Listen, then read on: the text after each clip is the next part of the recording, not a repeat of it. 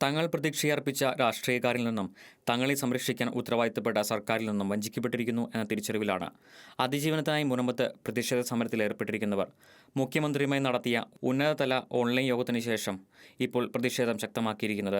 3 മാസത്തിനുള്ളിൽ പ്രശ്നങ്ങൾക്ക് പരിഹാരമുണ്ടാകാമെന്ന് മുഖ്യമന്ത്രി ഉറപ്പ് നൽകിയെങ്കിലും മുനമ്പത്തെ പ്രശ്നങ്ങൾ പഠിച്ച് റിപ്പോർട്ട് സമർപ്പിക്കാൻ നിയോഗിക്കപ്പെട്ട രാമചന്ദ്രൻ കമ്മീഷന്റെ പ്രവർത്തനം 3 മാസത്തിനുള്ളിൽ പൂർത്തിയാകാൻ സാധ്യതയില്ലാത്തതിനാൽ അതുവരെ പ്രശ്നങ്ങൾ ഇത്രയും സങ്കീർണമായ സാഹചര്യത്തിൽ മുമ്പോട്ട് കൊണ്ടുപോകാനാകില്ലെന്ന് ഉറച്ച തീരുമാനത്തിലാണ് പ്രതിഷേധക്കാർ.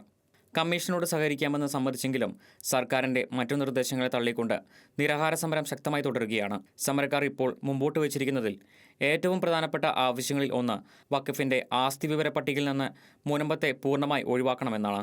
തങ്ങളുടെ പ്രശ്നത്തിൽ ഓൺലൈനിലൂടെയാണെങ്കിലും മുഖ്യമന്ത്രിയും മറ്റു മന്ത്രിമാരും ഇടപെടുകയും തീരുമാനങ്ങൾ അറിയിക്കുകയും ചെയ്തതിലും തങ്ങളുടെ റവന്യൂ അവകാശങ്ങൾ പുനഃസ്ഥാപിക്കുവാൻ അഡ്വക്കേറ്റ് ജനറലിനെ ഹൈക്കോടതി ഡിവിഷൻ ബെഞ്ചിൽ ഹാജരാക്കാനും കൗണ്ടർ അഫിഡവിറ്റ് കൊടുക്കുവാനും സർക്കാർ സന്നദ്ധത കാണിച്ചതിലും മുൻപം ജനത നന്ദി പ്രകടിപ്പിച്ചെങ്കിലും അവരെ അങ്ങേയറ്റം വേദനിപ്പിക്കുകയും അമ്പരപ്പിക്കുകയും ചെയ്തത് ഗവൺമെന്റ് രൂപരേഖ നൽകാത്ത അവസ്ഥയിൽ വലിയ മുൻവിധിയോടെ enquiry commission justice Ramachandran Nair Mathrubhumi ചാനലിൽ ഇരുന്നുകൊണ്ട് ആധാരങ്ങൾ പരിശോധിച്ച് നിയമപരമായി കുടിയേറുന്നതിന് വേണ്ട നടപടികളെടുക്കുമെന്ന് പറഞ്ഞതാണ്. അതാണ് പ്രതിഷേധങ്ങൾ ഇത്രയും ശക്തമാക്കാനിടയായത്. 35 വർഷമായി എല്ലാ ക്രയവിക്രയ സ്വാതന്ത്ര്യങ്ങളോടെ റവന്യൂ അവകാശങ്ങൾ അനുഭവിച്ചു വരുന്ന മുൻപം നിവാസികളുടെ സ്വത്തുക്കൾ വഖഫ് ബോർഡിന്റെ ആസ്തി വിവര കണക്കിൽ നിന്നും നീക്കുന്നതിന് 1950-ലെ മൂലാധാരം പരിശോധിച്ച് നിയമപരമായ ഉപദേശം നൽകി 1 മാസത്തിനുള്ളിൽ കാര്യങ്ങൾക്ക് തീർപ്പുണ്ടാക്കേണ്ട കമ്മീഷൻ തങ്ങളുടെ ആധാരം പരിശോധിക്കാൻ മെനക്കെടുന്നതിനോട് കടുത്ത പ്രതിഷേധവും വിയോജിപ്പും മുനമ്പംകാർ പ്രകടിപ്പിക്കുകയാണ്. മുനമ്പത്തെ സമരം വല്ലവിധേനയും തല്ലിക്കലക്കി പരുവത്തിലാക്കണം. എന്നാൽ ഒരു കാരണവശാലും വഖഫ് ഭേദഗതി നിയമം പാസാക്കാൻ അനുവദിക്കുകയുമരുത് എന്ന നിലപാടിൽ തന്നെയാണ് ഭരണപക്ഷവും പ്രതിപക്ഷവും ഈ വിഷയത്തിൽ ഇടപെട്ടിരിക്കുന്നതെന്ന് പകൽ പോലെ വ്യക്തം. അതിനുവേണ്ടി അവർ കാട്ടിക്കൂട്ടുന്നതെല്ലാം ബൂമറാങ്കായി മാറുകയാണ്.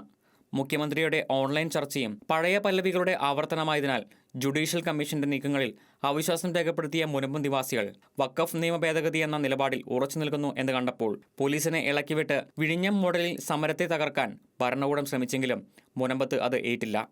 മുനമ്പം സമരം സമാധാനപരമായ നിരാഹാര സമരമാണെന്നും പള്ളിമുറ്റത്ത് നടത്തിയതിനാലാണ് സമരം ഇതുവരെ സമാധാനപരമായി പോയതെന്നും അല്ലെങ്കിൽ തൽപരകക്ഷികൾ അത് മറ്റൊരു രീതിയിലേക്ക് കൊണ്ടുപോകുമായിരുന്നുവെന്നും ഉറപ്പുള്ള സമരക്കാർ ചതി മനസ്സിലാക്കി സമരക്കാരെ സംരക്ഷിക്കാനാണെന്ന ഭാവത്തിൽ സമരം കലക്കാൻ നിയോഗിക്കപ്പെട്ടു എന്ന ആരോപണമുള്ള പോലീസിനെ സമരം നടക്കുന്ന പള്ളി കോമ്പൗണ്ടിൽ നിന്ന് പുറത്താക്കി.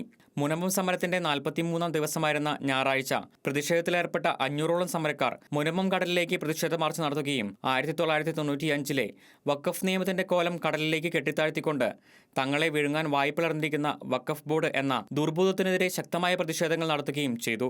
രാഷ്ട്രീയത്തിന്റെയും അധികാരത്തിന്റെയും ചുറ്റുപാടുകളിൽ നിന്നെല്ലാം ആസൂത്രിതമായി കബളിപ്പിക്കപ്പെട്ട മുനമ്പം ജനത അങ്ങേയറ്റം വ്രണിതഹൃദയരായി പ്രതിഷേധം ശക്തമാക്കിയ ഘട്ടത്തിലാണ് മുഖ്യമന്ത്രിയുമായി ചർച്ചയ്ക്ക് തയ്യാറായത്.